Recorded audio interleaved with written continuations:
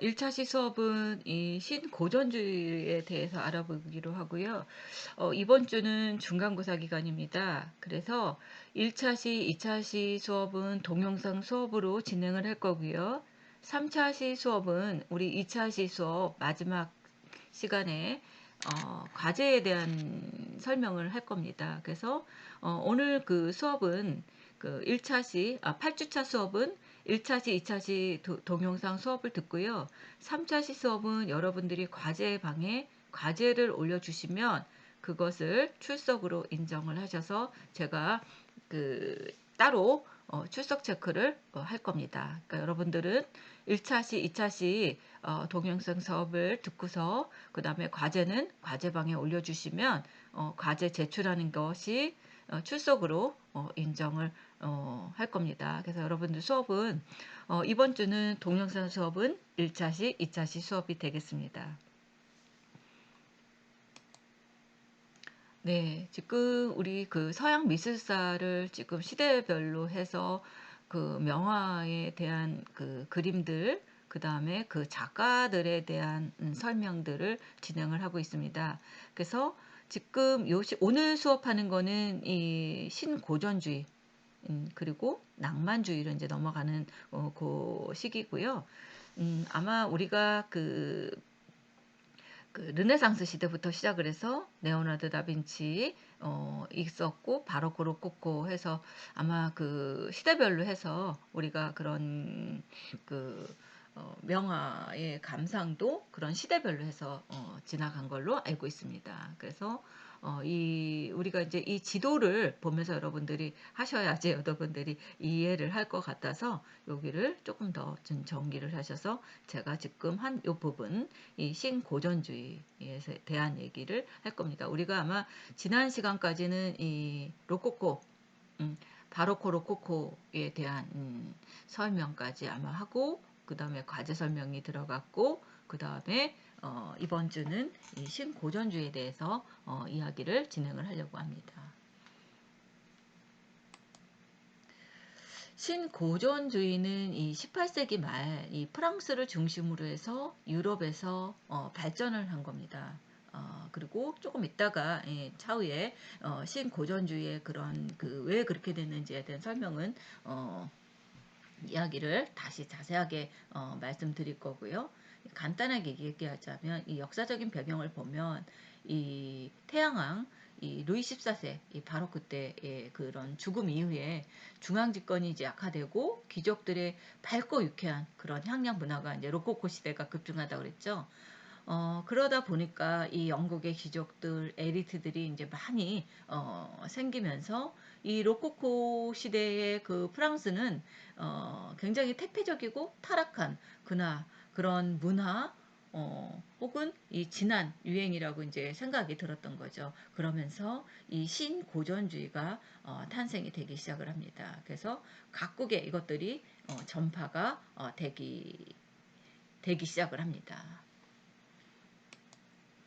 그래서 이 전파들은 화가로 시작해서 상인들, 디자이너, 건축가 이런 예술계에서 전파가 되고요. 이것들이 국제적으로 긴밀한 네트워크들을 형성합니다. 그래서 의도적으로 이렇게 취향을 만들어서 전파를 해서 빠른 보급으로 이게 전달이 되고요. 또 거기에 관계된 이윤 창출이 생기긴 합니다. 그리고 그 당시 상황은 이 폼페이 발굴들이 있었고요. 고대 문화에 대한 관심이 굉장히 증가했던 시기로 알고 있습니다. 그래서 그랜드 투어의 호황이 있었고요. 그랜드 투어라는 거는 이 유럽의 귀족, 청년층, 이 6개월 이상 이 이태리 여행을 하면서 고대 문화를 답습하는 그런 그랜드 투어입니다. 그래서 귀족 문화에서는 이것들이 굉장히 호황을 이뤘던 것을 알고 있고 요때 또 이렇게 그랜드 투어를 하면서 이 폼페이 이런 것들도 발굴도 됐습니다. 특징을 보자면 이 내용들은 이 굉장히 고전적인 내용, 역사적인 내용, 엄숙함, 그 다음에 공공을 위해서 개인을 희생하는 모습, 애국심, 영웅적 모습 등을 강조하고 이 트로이가 인기였습니다. 그리고 특징은 영국 무대처럼 그렇게 한정된 공간, 단순한 구도, 건축적인 배경, 이런 것들, 그 다음에 장인들, 숨어있는 비극적 감정들을, 이런 것들을 막 표현하는 그런 것들이 특징이었고요. 그 다음에 화가, 귀족, 뭐 딜러의 네트워크, 이런 것들이 대중적인 취향을 형성하게 됩니다. 그러면서 그랜드 티어를 가지 못하는 영국 기저들에게 막 판매를 하기 시작을 했죠. 그리고 문학은 정부의 통제가 있었고 규범과 규칙 이런 것들을 단순화하는 이런 것들이 생겨나기 시작했습니다. 이것들은 영국에서 시작을 해서 프랑스에서는 절정을 이뤘고요. 루이 16세는 기존의 세태 14, 15세의 이런 학력적인 분위기에 대한 불만을 가지고 벗어나고자 이 프랑스 아카데미를 이 계몽주의와 애국적인 이미지를 환기시켰다는 것이 또 특징입니다. 아카데미 원장은 이 조셉 마리 비eng이라고 체계적으로 이제 이것들이 다 나오면서 특히 이 역사화 부분에서는 하가를 양성하는 과정이었습니다. 그래서 애국적인 내용의 역사화를 매년 특정 이런 것들을 생산해내기도 했습니다. 이 영국의 그런 산업혁명과 이런 그 프랑스의 시민혁명 이후에 자유주의 이런 사상과 왕권의 붕괴 등으로 예술가들이 이런 자유로이 이 자신의 개성과 주관을 표현하기 이제 시작해서 다양한 이런 회화 양식들이 이제 나타났다고 볼 수 있습니다. 그래서 신고전주의를 18세기 말 프랑스를 중심으로 해서 이 유럽에 발전한 미술 사조다 이런 이야기들도 있습니다. 그리고 이 고대 그리스와 고대 로마 문화의 이런 고전적인 예술로부터 영감을 받은 장식들, 그 다음에 시각 예술들, 문학, 연극, 음악, 건축 이런 것들을 다 포함해서 이것들이 이루어집니다. 그리고 이 18세기 계몽주의와 비슷한 시기에 일어나서 19세기 초까지 이런 것들이 이어져 왔고요. 후에는 이런 낭만주의와 대립을 하게 됩니다. 예. 그리고 건축에서는 이 19세기, 20세기를 넣어 21세기까지 양식이 이어져 오고 있습니다. 그래서 아마 이 신고전주의에 대한 이 건축적인 이 의미, 이 양식들은 계속 이어져 왔던 것으로 보고 있습니다. 이 장식적이고 화려한 이런 로코코 문화에 반대해서 이 고전주의적인 이 요소들을 강조하기 시작을 하죠.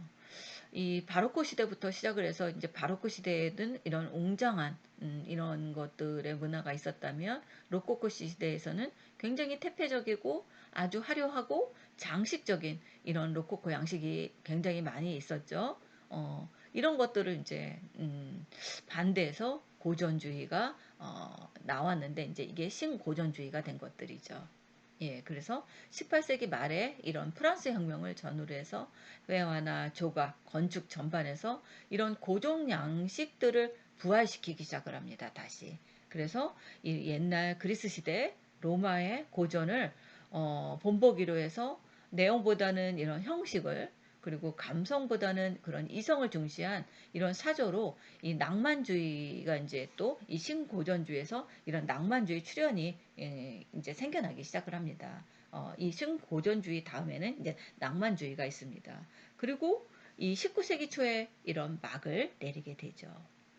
그래서 이 신고전주의 스타일의 이런 질서와 고귀함이 당시 이런 프랑스의 계몽주의 철학자들이 개진한 이런 이성에 대한 믿음과 도덕적 가치들에 부합되었기 때문이 이렇게 이루어졌다고 볼 수 있습니다. 18세기 후반에는 19세기 초에 걸쳐서 건축, 조각, 해와, 공예의 각 장르에 걸쳐서 서구 전체를 풍미한 예술 양식으로 돼버립니다.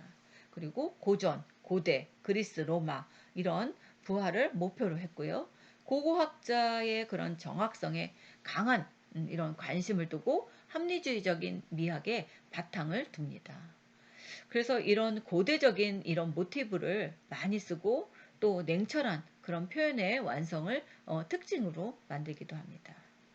그래서 이 신고전주의라는 이런 용어는 당대에는 이렇게 통용되지 않은 용어였다고 합니다.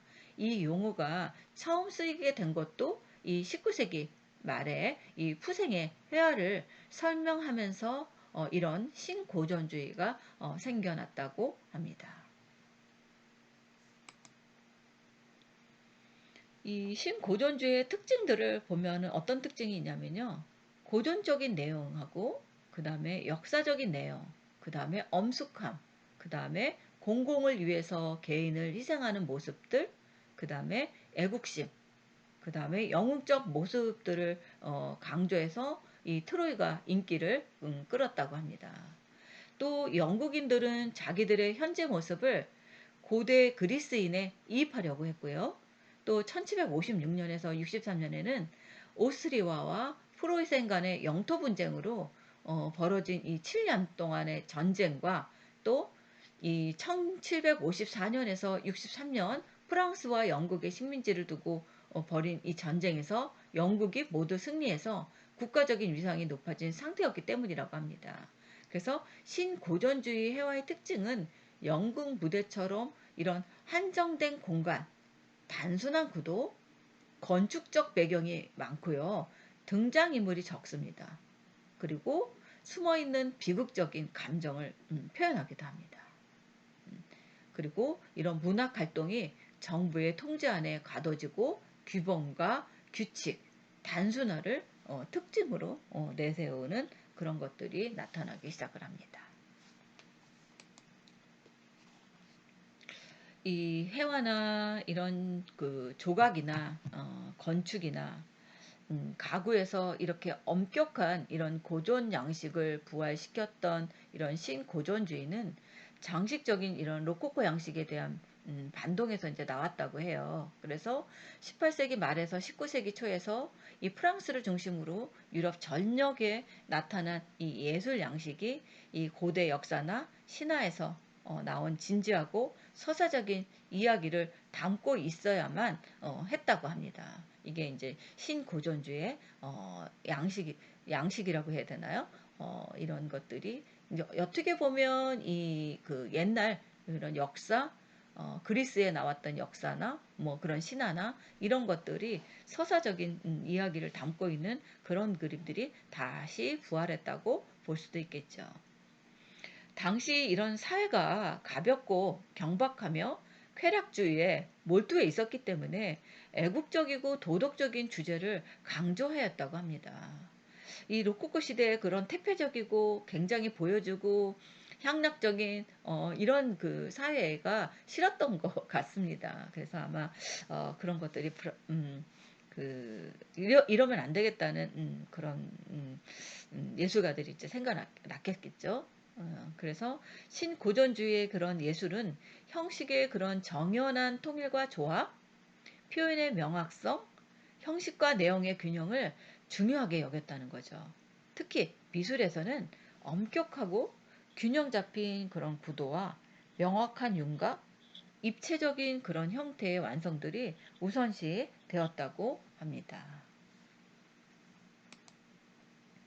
고대에 대한 관심은 이 18세기 중엽의 이런 폼페이와 이 헤라클레니눔, 바에스툼 이런 고대 건축 발굴과 이 동방 여행에 의한 그리스 문화의 재발견 등이 계기가 되었고요. 또 프랑스 혁명 전후에 고대에 대한 이 고대 시대 이런 동경이 사회 전반에 풍미하였다고 합니다. 그래서 신고전주의 미술의 특징은 이런 그리스와 로마의 이런 교훈적인 이런 역사나 신화를 채택하였고요. 구성에 있어서도 이런 고전 양식과 마찬가지로 겹겹이 단계가 있어야 하며 인물과 인물 사이의 간격에도 질서가 있어야 했다고 합니다. 그래서 색채보다는 이런 구성, 선 이런 것들을 중시하였고요. 이런 모사력과 대생이요. 이런 소묘로만 이렇게 그리는 이런 것들을 강조해서 그렸다고 합니다. 또 마무리의 그런 처리가 중요하게 여겨져서 붓자국 있으면 안 되고요. 아주 매끈한 표면 처리, 예, 이런 것들이 신고전주의 양식의 한 특색을 보여줍니다. 그래서 이 신고전주의 그런 미술은 이런 미술운동은 18세기, 19세기 이런 미술운동에 있어서 낭만주의와 함께 이런 미술의 한 축이 형성했던 주요한 미술운동이라고 볼 수 있습니다. 그래서 신고전주의, 낭만주의 여기까지를 같이 이어서 보는 운동도 있습니다. 그래서 신고전주의 배경에는 우선 사회적으로 보았을 때는 이런 신고전주의는 그러한 트리스머라는 이런 상류층의 교육, 여가 문화와 밀접하게 연관되어 있는 측면이 있습니다. 그게 뭐냐면 그랜드 투어라는 이제 쪼가 맨 앞에 보여줬잖아요. 그런 거에서 밀접한 연관이 있다는 측면이 있습니다. 이 18세기 상류층의 자제들은 이탈리아의 그런 고전 문화를 보는 것이 관례처럼 굳어졌는데요. 이러한 관례 속에서 형성된 이런 여행지, 또 이런 논의, 각종 이런 문서들을 통칭해서 그랜드 투어의 경향으로 묶어서 부르고 있습니다. 그랜드 투어는 이런 단순히 여행이라는 뜻을 가지고 있지는 않습니다. 통상 이런 당대의 유럽인들은 이 그랜드 투어를 위해서 평균적으로 1년 혹은 그 이상의 시간을 소모한대요. 이 과정에서 벌어지는 각종 이런 사교적인 모임과 광자 등이 후일 이런 신고전주의 미감을 형성하는데 중요한 역할을 하게 됐다는 거죠. 이러한 투어가 가능하게 된 것은 이 도로의 발달, 또 고대의 유물들이 발굴된 것이 가장 첫 번째 요인이라고 할 수 있습니다. 그 이탈리아에서는 이런 주요한 이런 그 유적 발굴이 행해지게 되는데요. 헤라클레니즘 발굴이나 폼페이 발굴 이런 것이 이 시기의 대표적인 발굴이라고 볼 수 있습니다. 이제 이런 그랜드 투어를 이제 여행을 다니면서 이제 새로운 곳들을 발굴하게 돼 유적지를 이제 발견을 한 거죠. 이제 그러면서 역사를 배우게 되고 이 시기에 이제 이런 것들이 이제 학습이 이제 된 거죠. 그래서 고전 시대, 고대의 이런 실상을 알 수 있는 유적지들이 많이 발굴됨과 동시에 이에 관한 출판물들도 무수히 많이 나오게 됐다고 합니다. 그래서 요한 빌켄만의 그리스 예술 모방론 에서부터 그랜드 투어를 위해서 작성한 소규모의 그런 유적 또 미술관 목록에 이르기까지 다양한 이런 부류의 책들이 나오기 시작을 했다고 합니다. 그래서 이 그랜드 투어가 단순히 이런 고대의 유물들만 선호한 게 아니라는 것이죠.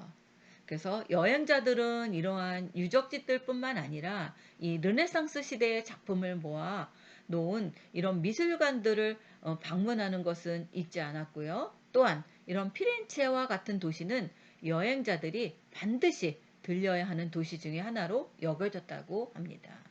당시 이런 여행자들은 받아들였던 이런 고대의 예술 문화의 성격이 그 이전 시기였던 이런 르네상스인들이 받아들였던 것 같은 이것과는 조금 다르다는 점입니다. 신고전주의자들은 이전의 고전주의들과 다르게 터키와 중동, 이집트에 대한 관심을 가지고 있었습니다.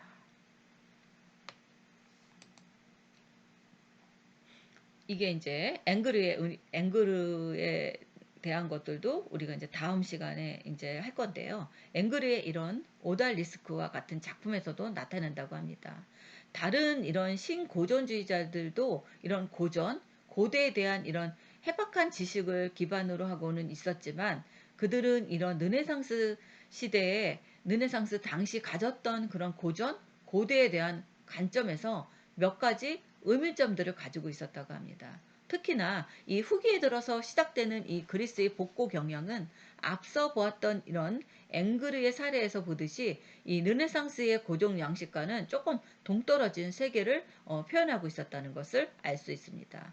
우리가 이제 이 신고전주의는 옛날에 그런 로마 시대, 고대 시대 이런 것들을 부활한다 생각을 했지만 좀 그래도 그 전의 시대하고는 조금 차이가 있다는 것을 좀 표현을 하려고 그랬던 것 같습니다. 그래서 신고전주의 시기적인 구분은 크게 두 가지 방법이 학계에서 널리 통용되고 있습니다. 첫 번째는 이런 양식적인 경에서 나누어서 설명하는 것으로 초기에 이런 로마 복고 경향과 후기에 그리스 복고 경향이다. 뭐 이렇게 이야기를 하고요.